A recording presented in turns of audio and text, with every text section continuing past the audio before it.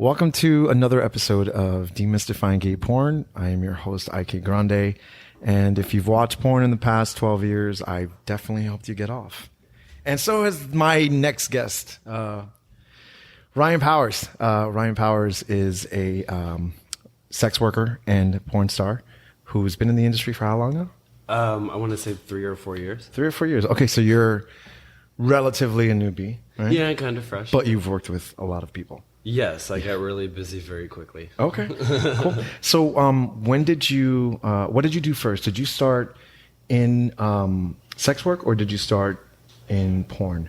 I started in sex work first. I did it for, I want to say almost a year before I did porn. So then what was your introduction to sex work? I was dating somebody who did sex work, and they kind of introduced it to me because I was kind of hard up on cash. I just moved to Atlanta, which was kind of like an, it kind of just like put me in other directions to other cities and other opportunities and stuff, and that's pretty much how I got started. For people who would be listening and don't know, define sex work.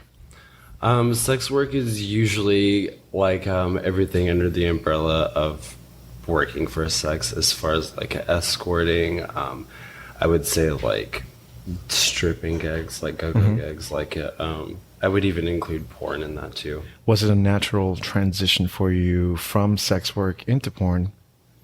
Yeah, I'd say so. You mean do them both at the same time. Doing porn definitely was very helpful for my sex work because it showed more of like what I was into, and I had to answer less questions about like, I mean, that so far. I also got like a different type of clientele that hires me now. Yeah. Tell me about your introduction into gay porn.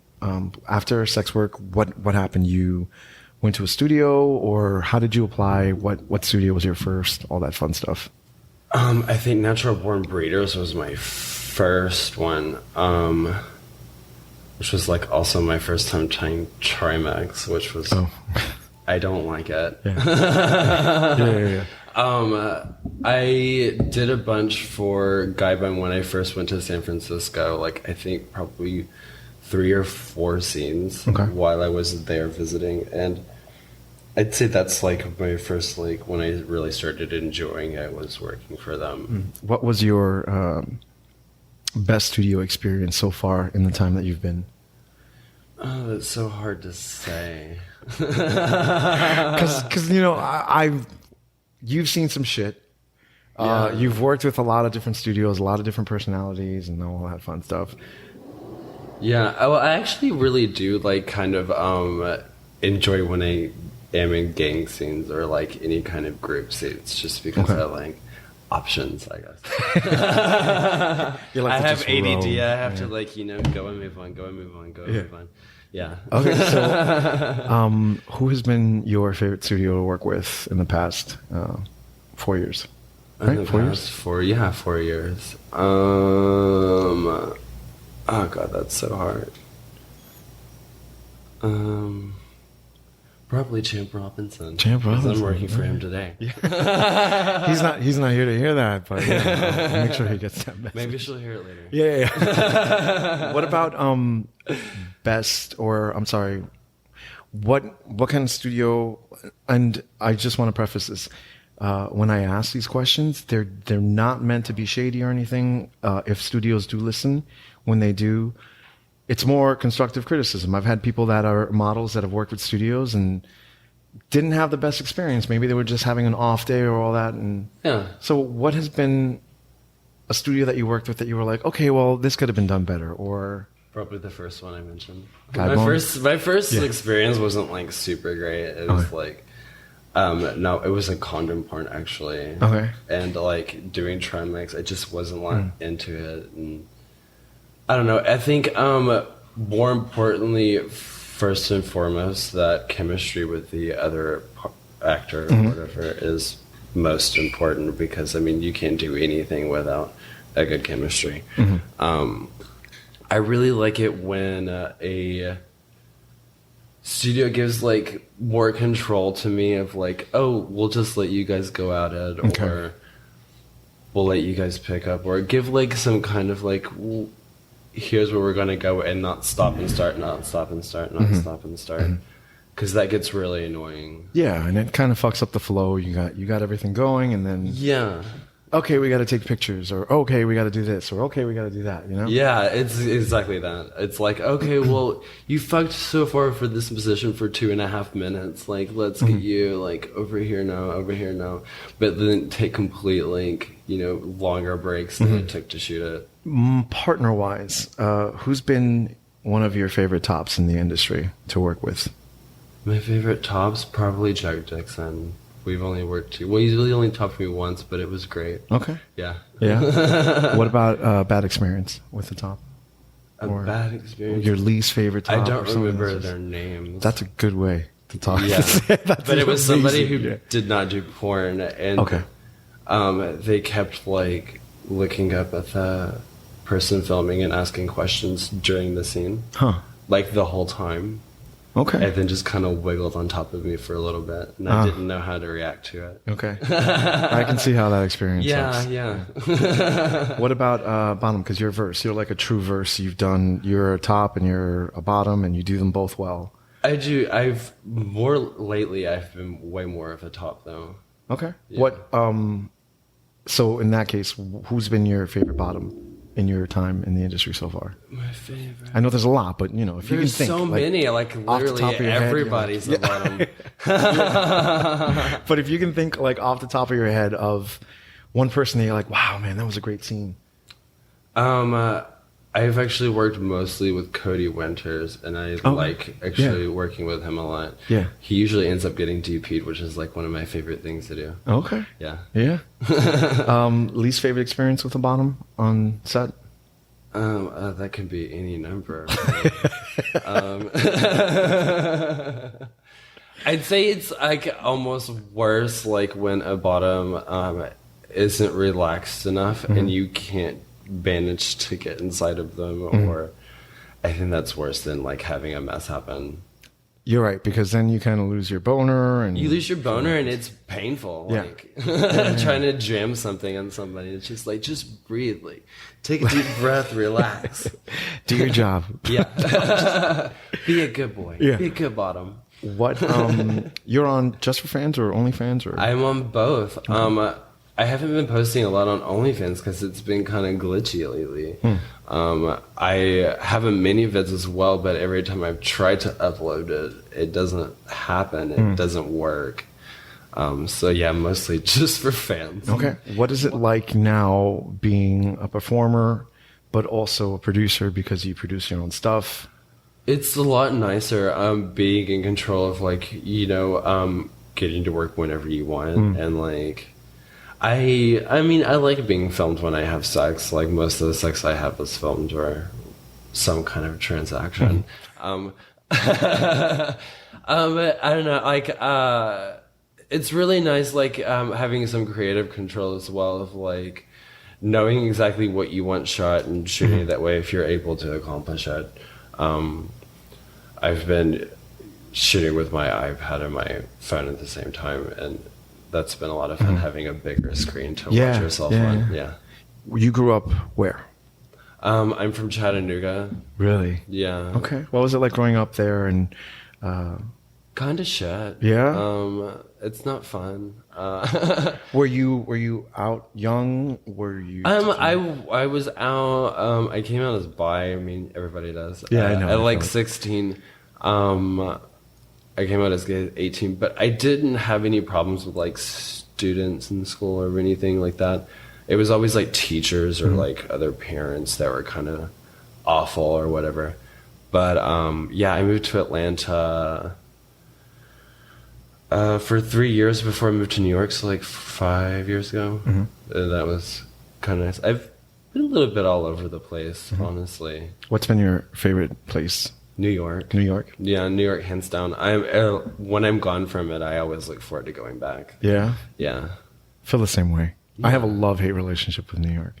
There's very little I hate about it, but I'm still very new. It's been less than 2 years, so I'm like, I still like being on the train, even though that's always awful. Yeah, it can, there are certain times where you get on that subway and you're just like, it's almost always crowded when I get on it, or it's not running frequently, or it's like I'm just going down the stairs and I just missed it, so I have to wait 10 or 15 minutes.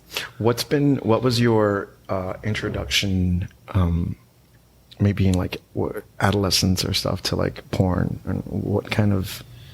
Probably just being on the internet. Yeah. Google searches, trying to find some like discreet ways to type things in to like not raise any red flags.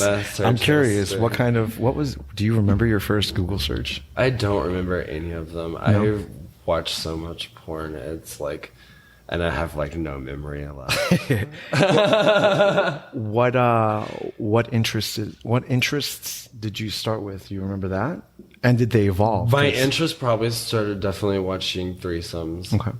I lost my virginity in a threesome. Wow. So, I mean, yeah. You weren't kidding. Huh? I went all out. I really liked watching group sex. I like watching blowjob videos right now.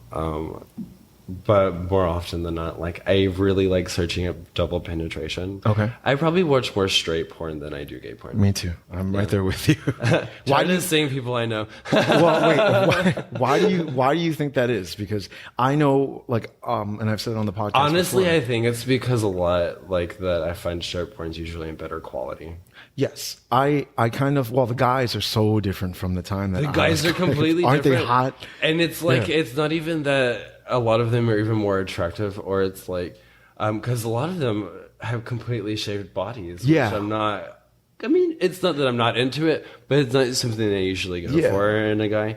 But I don't know. It's just different. Like they have sex differently. They do. I get a lot of my ideas from straight. Same, porn. my inspiration. I'm like, let's get it. this angle and let's see how this is going. There are times where I'm like, these guys did it, and I'm pretty sure no gay people have watched it, so I'm going to kind of do something similar. Right. Yeah. So the reason why I ask why straight porn is, when I was growing up, my father had, VHSs in his top drawer, and they were not gay porn. So I would watch straight porn, and I would get off to straight porn up until I was probably 18 or 19, and that's when I started seeing.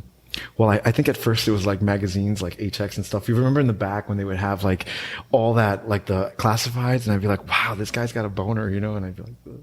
But no, I wasn't there for that. No, I mean, like you've like the Village Voice, remember? No, Village Voice didn't go out of business before you were in New York, right?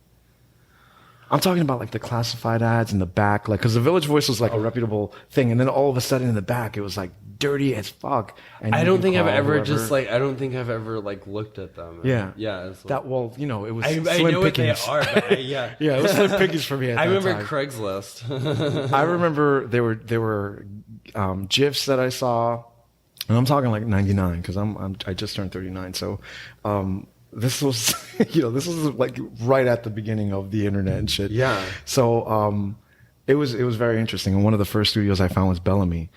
And I don't have a thing for twinks, but it's funny because I saw them and I was like, oh wow, this is really hot. But I think it was just because I was watching two guys having sex. Right. Yeah. Same. When I used to get DVDs, like, when you had to get DVDs, it would always be twink porn. They were always on sale. Yeah. Get Twink Panther or something. Twink Panther. What? I think that was like one of them. I had a lesbian roommate that actually had a bunch of like gay porn on DVD, and it was always like twink priests. That's like interesting, because that's not the first time I've come across that, but I've heard. I have a friend who's lesbian, and she's like, I fucking love gay porn, and I'm like, really? She's like, yeah, because they're so into it, and I really like seeing a guy get fucked in the ass, and I'm like, huh. I was like, where does that come from? Like, it's so like it's yeah, it's really interesting. It's like how. I don't know. It's like how we watch straight porn, I guess. Yeah. Oh, like, yeah. Well, that's right. I don't know, it's really. I think it's kind of like sometimes like when porn you watch is really different than your real life situations, or at least you try to have to make a little bit of a fantasy or some kind of dialogue. Any fetishes that you have that you want to share? Everybody, I've been asking this more and more recently because it seems everybody has like a little bit of a fetish here and there, so it's always interesting. I can't think of any. I don't know, like feet fetish. You like fetishes are always so kind of and, like so broad. Yeah. Well, when you are thinking, when I want to get off for myself, what I like to do, I really just enjoy sucking dick and jacking off until I come. Okay. Yeah, like honestly, that's mostly if you find me something doing off the clock. Yeah. It's gonna be that. Okay. Yeah, I don't know. I just really like sucking dick. I like smells sometimes, like. I mean, I guess that's a fetish. How about guys? What kind of guys do you like? I like all kinds of guys. I mean, I think it mostly depends on a chemistry and sort of like a confidence and an approach. Like, I feel like I have to be approached a white way, but I can't say how that is. It's just when it happens, it's different it every time. It's like you have to catch me in the right mood and like know what mood I'm in. What do you so I saw online that you are an advocate for sex workers. Yeah, right? I try. Yeah. I tried to even look into it and know what I'm talking about. For me, right, who has been in the porn industry for a good amount of time, known escorts and stuff, what these new laws they're trying to decriminalize sex like work. FOSTA SESTA laws. Like what? Well, FOSTA SESTA laws. FOSTA SESTA laws passed almost 2 years ago, I want to say. It's why Craigslist shut down, it's why Backpage shut down, it's why Tumblr porn, and it's why a lot of websites are cracking down, like Instagram is kind of getting more strict, and shit's going to happen to Twitter soon probably, but it's like targeting all forms of sex work and then kind of equivalating it to sex trafficking. Okay. So it's like any kind of form of sex work, they're going to see it as sex trafficking, and they're going to try to police words online to try to find out what those are. And it basically would hold the platform responsible and not the publisher. Say, like, if I were to get murdered on somebody from Craigslist or something, Craigslist would be responsible for me getting murdered, and my family would be able to sue or something like that. Or they would be held responsible. So it's just like a bunch of websites trying to cover their ass and like try to get things done that way. But I mean, it's actually put a lot more sex workers in danger, specifically like female and trans like sex workers. I think lately they just had the walking while trans thing in New York that happened, where they're not going to arrest trans women for like having condoms on their person or like trying to accuse them of being prostitutes.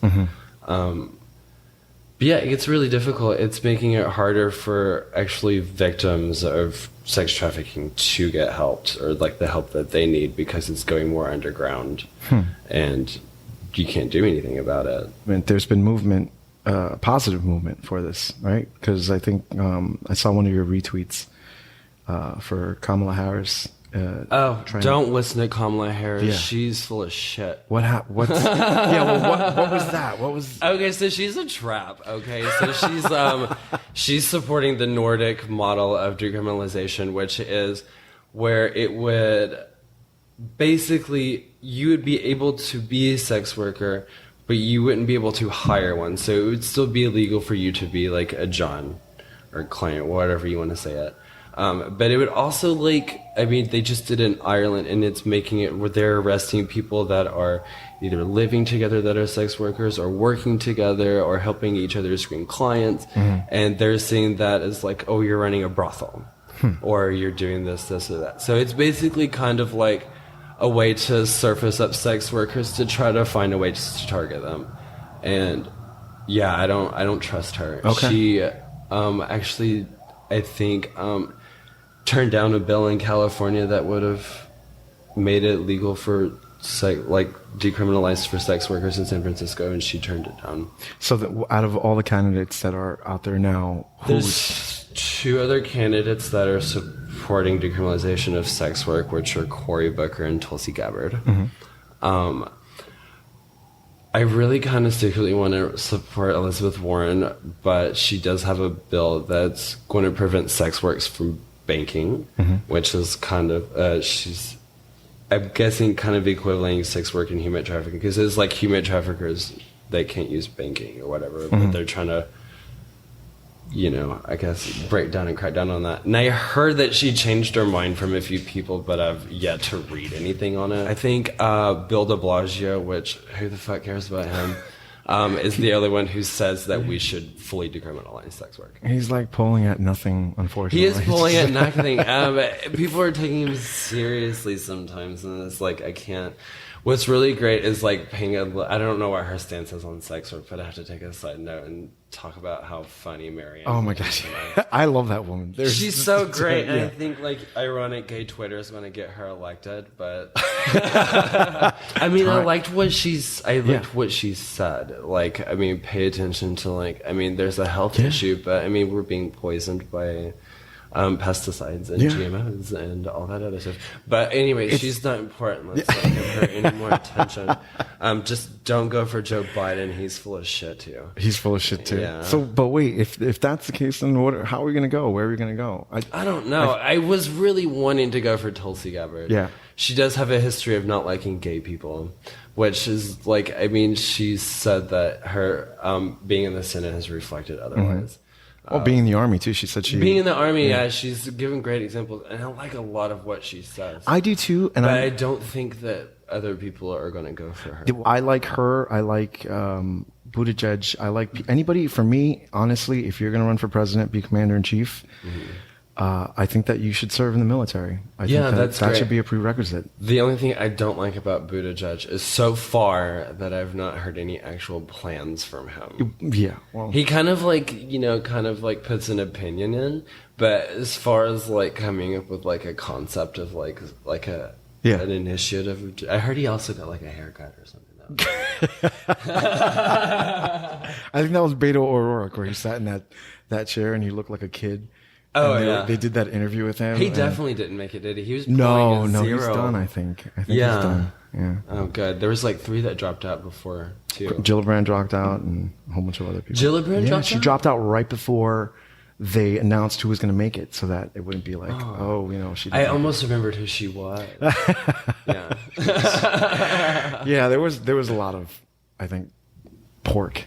I want to hear more about the issues, especially since more people are dropping out, mm-hmm. and they will have more than like a minute left to talk.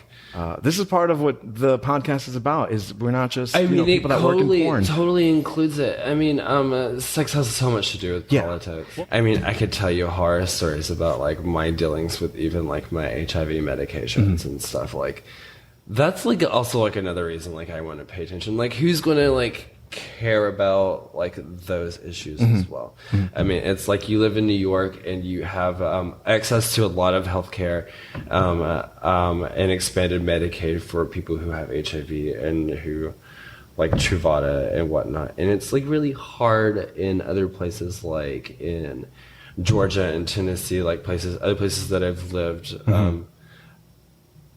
To get care that you need, and to it's basically like you have to have somebody trying to work you on your side and like kind of sneak you in the system mm-hmm. to get you taken care of. And I don't know, I don't like that. Yeah. So I mean, that's a huge issue with me as well. It's like healthcare. See? Listeners, you learn something new every day. Look at how you are absolutely on it when it comes to politics and caring about issues that really do concern everybody. They've affected me directly. Like I went AIDS status. They pulled me off my insurance, my medication, because I lived across the street from where I was supposed to. What is when you say AIDS status? What does that mean? Like, can you? So when you get pulled off your HIV medication, mm-hmm. The virus will circulate faster and will make you sicker faster. I was off of it for probably a couple months, and I got really, really sick. And then I'm much better now, obviously. But yeah, I mean, it was like a bunch of like trying to figure out, because I was also really young and I didn't know how to figure these things out. Like, I don't know.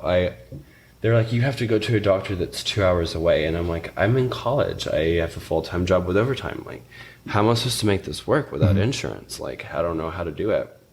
So yeah, it's just like a bunch of like, I mean, it's improved so much in the past at least 5 years, especially with like Truvada, PrEP and everything, and like people understanding that undetectable is intransmittable, and like, I mean, but there still needs to be a lot of dialogue about it. I don't think there's not enough discussion, because there's a lot of people that still have like a stigma to it, and there's like even, I mean, heard stories of like hospitals even in New York that kind of, you know, shitty situations. Keep putting you in shitty situations. And it's not great.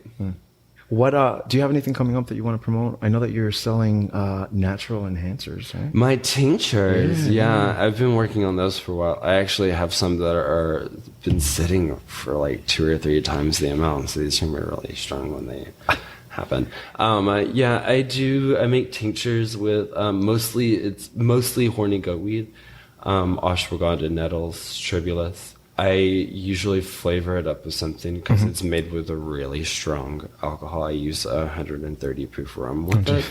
So to cut that, sounds delicious. Yeah, it's got a kick to it, but you only need it's in a dropper, so it goes under your tongue. It's like I put ginger and cinnamon in it with most of them now, which also actually helps with like your load sizes. Oh, coincidentally, I was like, I put it in there originally for flavor, and I'm like, oh, this actually like really helps. So that's kind of like what I've been sticking to, because was doing them with like I did one with roses, I did one with clementine peels, I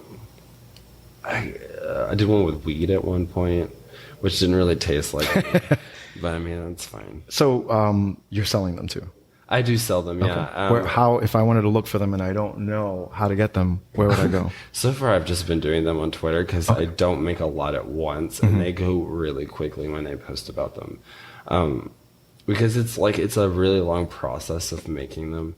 I think I need to like up my game, and like, because I did buy a label printer to like, I should need to like put the label in there and put what's in it and like instructions. I want to do a better job before I actually like do like a whole website. I think you can have something going there. I mean, that's amazing. I would you have it with you today? I actually do have mine. I totally want to take a drop. Yeah, absolutely. I totally want to take a drop. And just be like, while you're shooting, I'm gonna go do a little quick workout and watch me come back and be like, oh shit. Yeah. Well, it's all stuff. It all stuff is to like boost testosterone, like the plants that I researched, but. Horny goatweed actually is like in a lot of those pills that are taken to like increase your load size and stuff. And it's helped me actually become a shooter, not a dribbler for most part.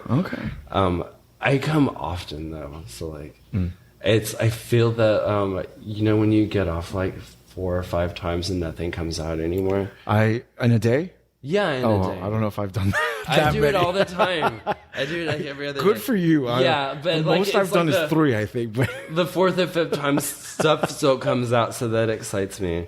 So I'm like, okay, I'm not having like dry orgasms. Yeah. It's like, that's great. But I mean, drink water with it, obviously. Okay. Yeah. Cool. Yeah. Ryan Powers, thank you so much for coming on and sharing your experience and sharing information about sex work. And stuff that really does matter to people that, probably, I don't know. You never know. But I just think, the more aware you are of stuff that really does affect you, and it does. It really does affect you, even on a local level. Yeah, the better and more informed. Pay attention. Votes happen every year. Yeah. Yeah. You've been watching Demystifying Gay Porn. I am your host, Ike Grande. Demystifying Gay Porn can be found on every podcast directory as well as YouTube. Demystifying Gay Porn is on Twitter, Instagram, TikTok, Telegram. If you like what you're watching and want to be a part of the process, head over to patreon.com/demystifyinggayporn, where you can help this YouTube channel and I can continue making content like this. Once again, this is Demystifying Gay Porn. My name is Ike Grande, and if you watch gay porn, I've definitely helped to get off. Cheers.